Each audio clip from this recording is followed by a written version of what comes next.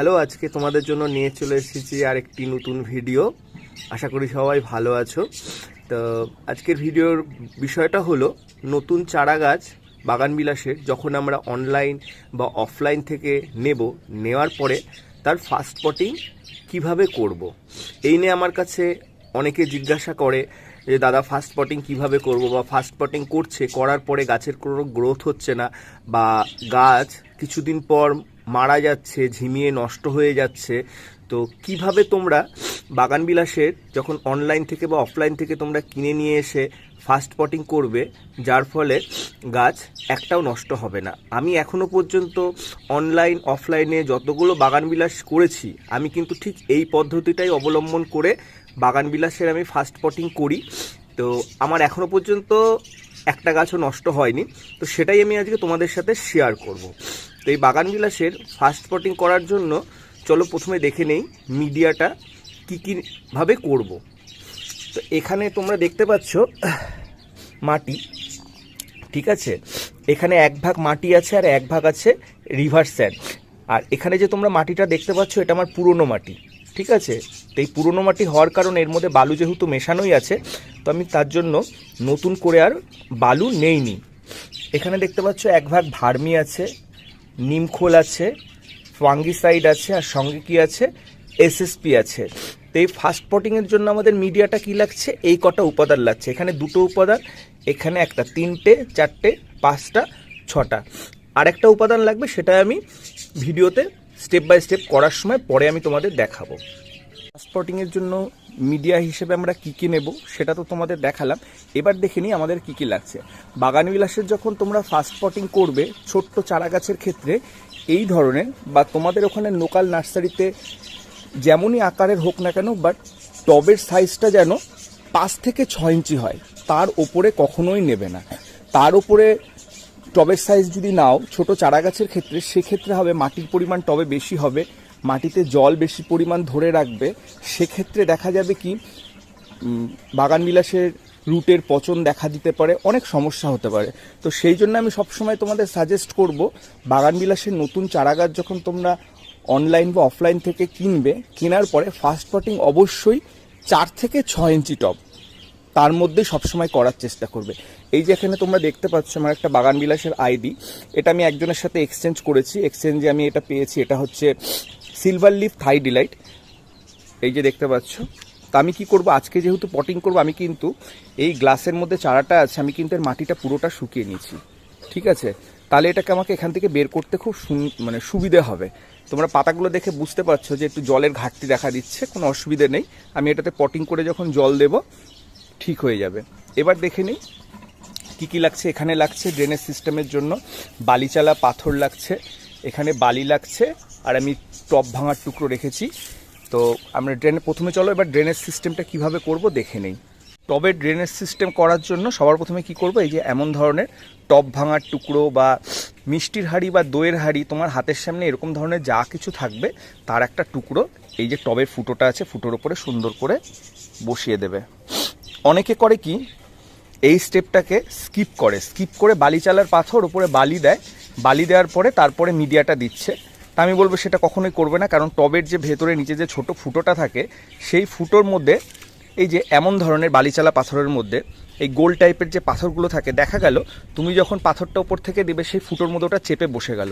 ফলে কি হবে, তার উপরে বালি দিচ্ছ, তার উপরে মাটি দিচ্ছ, ফলে এই ফুটোর ওপরে যখন বসে গেল এই পাথরটা, সাইড দিয়ে কিন্তু ওই বালি বা মাটি কভার করে নেবে। ফলে কিন্তু তুমি ভাবছো যে তোমার ড্রেনেজ সিস্টেম ঠিক করেছো, কিন্তু আদৌ ওটা ঠিক হয়নি। ফলে জল কিন্তু লকিং হবেই, ফলে তোমার গাছের রুট সিস্টেমে এটার ইফেক্ট পড়বে। তো সেই জন্য আমি সবসময় বলবো এরকম টব ভাঙার টুকরো বা মিষ্টির হাঁড়ি, দইয়ের হাঁড়ি, যেগুলো তোমার হাতের কাছে থাকে, ঠিক আছে, এরকম ধরনের একটা টুকরো নিচে দিয়ে নেবে।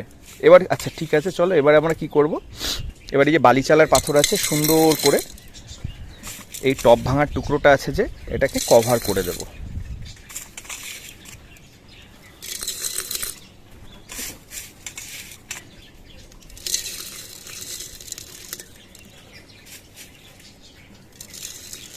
সুন্দর করে পুরোটা কভার করে দিলাম।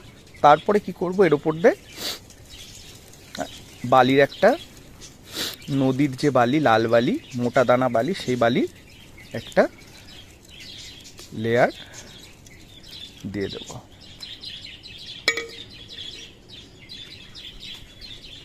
সুন্দর করে লেয়ার দেওয়া হয়ে গেল।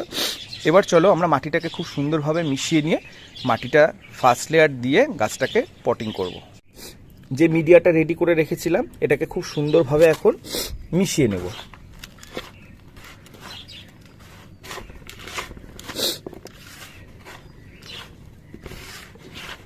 এরকম করে ভালো করে সুন্দরভাবে মিশিয়ে নিতে হবে।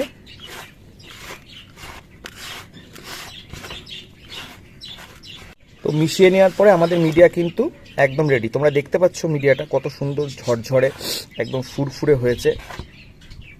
আমি যে মিডিয়াটা তৈরি করি, যে আমাদের এখানে টানা এত ভারী বৃষ্টি গেল, জল কিন্তু কখনো আমার টবে দাঁড়ায় না, ঠিক আছে? তো মিডিয়াটা এমনভাবে করতে হবে। তো এবার আমি এখান থেকে মিডিয়াটা নিচ্ছি, নেওয়ার পরে অল্প করে এরকম করে সুন্দর করে মিডিয়াটা দিয়ে দেব। দেওয়ার পরে চেপে দেবো। এই সুন্দর করে চেপে দেব। দেওয়ার পরে এবার আমার যে বাগান বিলাসটা আছে সেই বাগান বিলাসের চারাটাকে এই যে গ্লাসের মধ্যে তোমরা দেখতে পাচ্ছ, এটাকে সুন্দর করে বের করে নেব যাতে রুট বল কোনোভাবে না ভাঙে, সেটা সবসময় মাথায় রাখতে হবে, ঠিক আছে? এই যে চারাটা নিয়ে নিয়েছি। এবার কি করব, আমার কাছে যে কাটারিটা আছে, কাটারিটা দিয়ে গ্লাসের যে মাথাটা আছে সেটাকে কাটবো। কাটার পরে ধীরে ধীরে, খুব ধীরে ধীরে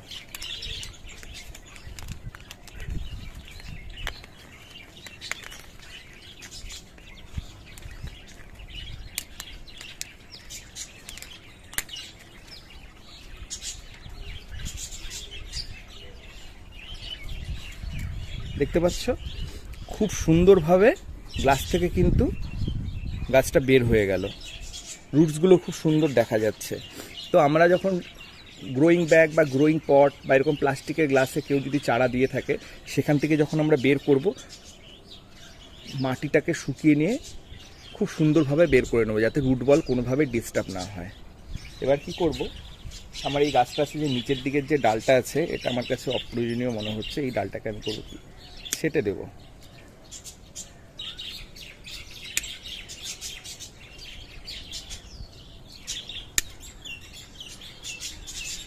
ছেটে দিলাম। এবার চলো বসিয়ে দিই গাছটাকে।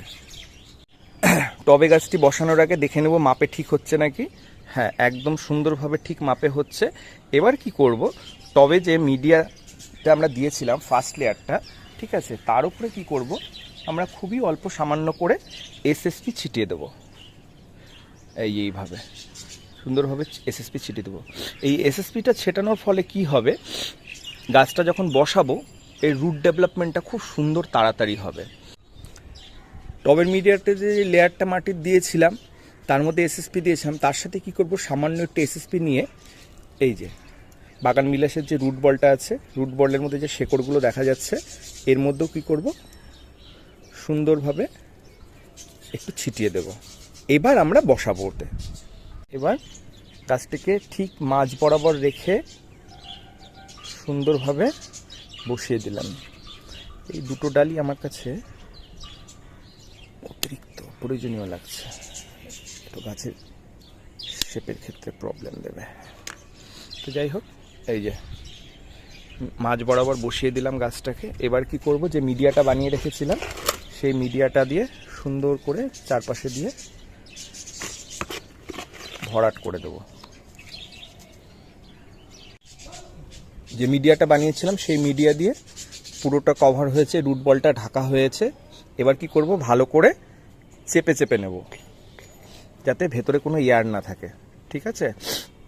আর এই মিডিয়াটা তৈরির ক্ষেত্রে তোমরা সবসময় একটা কথা মাথায় রাখবে, 1:1:1 এই রেশিওতে গার্ডেন সয়েল, নদীর বালি আর ভার্মি বা গোবর সার তোমার কাছে যেটা অ্যাভেলেবেল থাকে সেটা সব সময় নেবে বাগান বিলাসের ছোট চারা গাছ ফার্স্ট পটিংয়ের ক্ষেত্রে।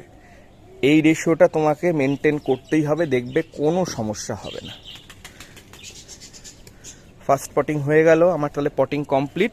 এবার কি করব, এখানে যে প্রথম যে জলটা দেব টবের ক্ষেত্রে, ঠিক আছে, এটা হিউমিক অ্যাসিড মেশানো জল দিয়ে পুরো টবের মাটিটাকে ভিজিয়ে দেবো। দেখতে পাচ্ছ আমি হিউমিক অ্যাসিড দিয়ে মেশানো জল গুলিয়ে নিয়েছি, ঠিক আছে। এবার কি করব, এই টবের মাটিতে সুন্দর করে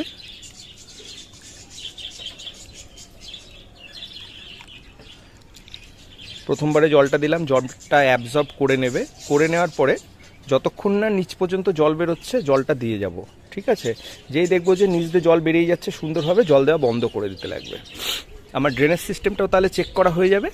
আর তার সাথে সাথে টবের যে মিডিয়াটা ব্যবহার করেছি সেই মিডিয়াটা ওপর থেকে নিচ পর্যন্ত পুরোটাই যে ভিজে গেছে এই হিউমিক অ্যাসিড মেশানোর জলে, সেটাও আমরা বুঝতে পারবো। ওই ওপর থেকে জল দিয়ে কিন্তু ছেড়ে দেবো না, যতক্ষণ না নিচ থেকে জল বেরোচ্ছে ততক্ষণ আমরা কিন্তু জিনিসটাকে অবজার্ভ করব এবং প্রয়োজনে সেকেন্ড টাইম আবার জল দেবো। তো আমার ভিডিওগুলো তোমাদের কেমন লাগছে তোমরা কমেন্ট করে জানিও।